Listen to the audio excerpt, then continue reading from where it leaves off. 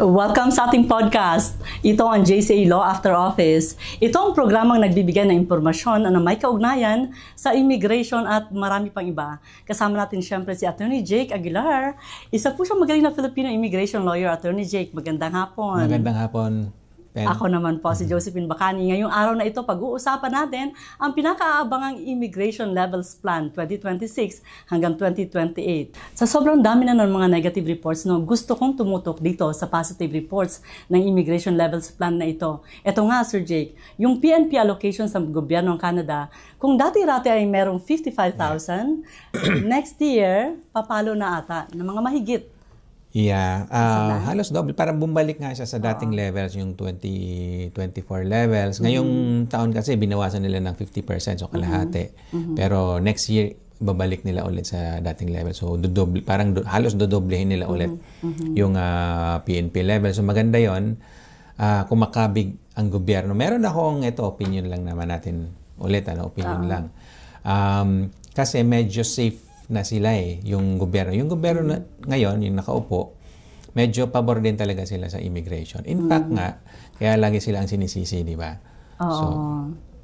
So hindi naman pala talaga sila against the... Never silang against. Naging issue lang yan nung tumaas nga ang interest rates, tumaas ang unemployment levels, tapos sinisisi nga sila dahil ang dami daw nilang pinapasok. Muntik na nga silang matalo, di ba, nung early, I don't know kung naalala nyo pa, early this year, nagkaroon ng election. Muntik na matalo sila, yung gobyerno, mapalitan ng, yun nga, yung medyo hindi sila pabor sa immigration. And kaya din, ang gobyerno, syempre nakikinig din yan sa mga tao, sa mga botante. Kaya binawasan din talaga nila yung immigration levels. At medyo sabihin natin tama naman din. Pero ngayon, binabalik na nila yon. Medyo safe na kasi sila. In fact nga, dumadami yung nila, supporters. Itong current government, medyo, so far sa nakikita natin kay PM Carney, medyo maayos siya. Kaya niyang kausapin si Trump. Medyo nakukuha niya yung respeto ni Trump, unlike sa naunang PM, di ba? Tawag lang ni Trump, Governor Trudeau. Medyo hindi ganun kataas yung respeto ni Trump sa dati nating Prime Minister. Pero so far, ito nga sa nakikita natin, medyo solid yung performance ng bagong Prime Minister natin. So, medyo maganda yung plano para sa Canada. Ano ba ang purpose ng gobyerno ng Canada, Sir Jake? Bakit pinalawak ang kanilang allocation sa mga provincial program? Yung mga ganong provincial nominations, talaga naman siya, effective para i-distribute, sabihin natin ganon, yung mga immigrants, especially permanent residents. Kasi kung walang provincial nomination, yung mga immigrants, karamihan sa kanila, magko-concentrate sa like Toronto, Vancouver, Montreal, yung mga pinakamalalaking syudad dito sa Canada. And why not? Siyempre, parang magnet yung mga yun kung nasaan yung maraming tao, siyempre, doon din pupunta yung mga bagong dating, di ba? Pero, ang laki-laki ng Canada kumbaga, ang lawak-lawak pa niya. Ang gusto ng gobyerno, yung mga tao, pumunta kayo doon. Huwag kayo masyado magsiksikan dito sa city. Medyo, ang dami na natin dito. Yun nga yung mga infrastructure nga, na overcapacity na, kulang na sa housing, etc. Mahal na ang gastusin. So, doon tayo sa mga medyo malayo-layo ng konti. Hindi naman sobrang layo, pero malayo ng konti. Mas madali doong gumawa ng bahay, mas mura ang mga materyales, etc. etc.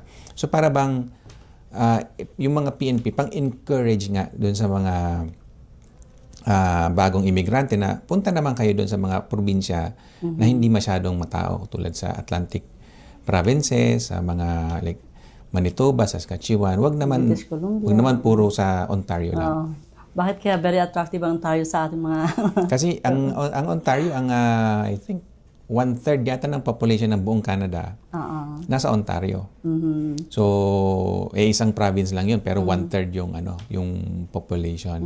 So, parang andito na lahat. Pero nga si Canada, ang gusto niya, i-allocate yung mga tao throughout Canada. Sobrang laki ng Canada. Sayang yung space ba? Alright. Sa kadaming provinces dito. Ano kaya ang maaari maitulong dito sa mga provinces na ito, Sir Jake? mas lakas ba yung pangangailangan ng mga provinces nito sa kanilang mga industriya? Yeah, definitely. So yung PNP binigyan yung mga provinces ng leeway para sila mismo ang mamili ng kung sino yung gusto nila magiging PR.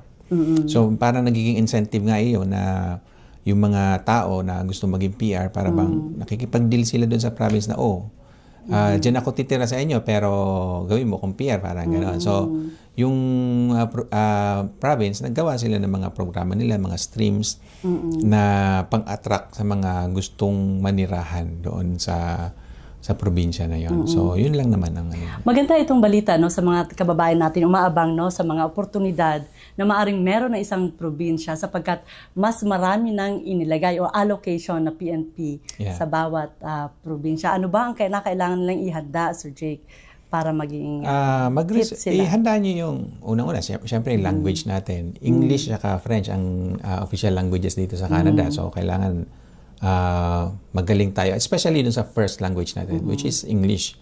So kailangan taasan natin yung proficiency natin doon. And even nga yung French, lagi natin binibida yon. I-consider nyo na yun. Mag-aral na rin kayo kahit paano, may additional points din yun. And so aside from yung language, yung credentials natin, yung mga education natin, i-ready na natin, ipa-evaluate na natin, at saka yung proof ng natin, yung experience ba. Yeah.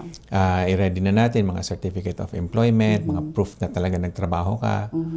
I-ready na natin yung mga yan. So para pagdating ng araw na pagdodraw na sila, ready na ang lahat at baka isa kayo sa mga maimbitahan. Yes.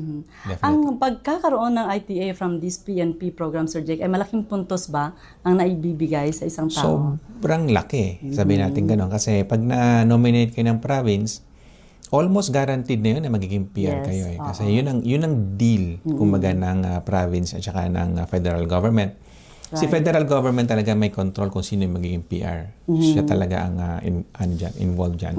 Pero binibigyan nga nila ng leeway si mga provinces na mag-nominate. So pag nag-nominate sila, almost guaranteed na yun na magiging PR.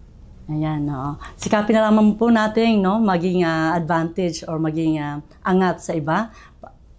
Tama ba yung sinabi ko? Tama din. Ay, dagdag ko na lang din. So, usually, yung mga gusto maging PR, di ba? Ang pinaka-main entry, yung flagship entry point na tinatawag, yung express entry. Diba? Express entry, yun yung pinaka-gate, yung pinaka-pasukan ba. And may mga categories dyan, Canadian Experience Class, mga ganon, tsaka yung other categories. Yun yung pinaka main entry point, kaso pataasan pa rin ang score syempre. Kung hindi nyo kayang makipag-compete doon sa express entry, sa mga province kayo mag-apply. Kumbaga, kung hindi mo kaya yung tatay, doon ka sa nanay. Doon lalapit. Ganon yun. Kasi yung nanay ang lalapit kay tatay. Parang ganon. So, ganon ang masasabi natin dyan. Ayan. Sikapin lamang po ninyong maging informed. No? I-check nyo yung ating website o IRCC website para malaman ninyo kung saan kayo nababagay at saan kayo magkakapuntos. Ayan po muna ang aming maihatid na impormasyon sa araw na ito. Maraming salamat, Attorney Jake. Salamat din, Ben. Ako naman po si Josephine Bacani. Nag-iiwan sa inyong lahat ng magandang araw.